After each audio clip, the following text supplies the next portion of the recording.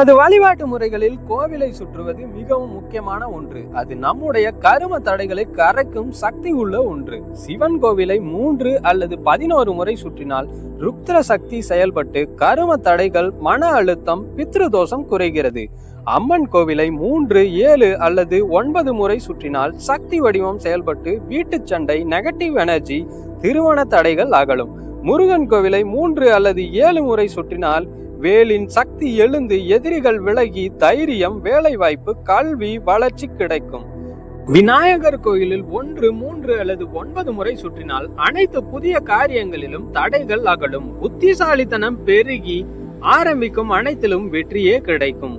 பெருமாள் கோவிலில் 3 அல்லது 9 முறை சுற்றினால் குடும்ப அமைதி, செல்வ செழிப்பு, திருமண சந்ததி யோகம் பலிக்கும். இதையெல்லாம் வலப்புறமாக மெதுவாக சுற்றி ஓம் அல்லது அந்த தெய்வத்தின் நாமத்தை கூறினால் வாழ்க்கை பாதை தானாகவே மாறும். உங்கள் தன்னம்பிக்கை அதிகரித்து தொடங்கும் அனைத்திலும் வெற்றியே கிடைக்கும். மறக்காமல் உங்கள் நண்பர்களுக்கும் பகிருங்கள்.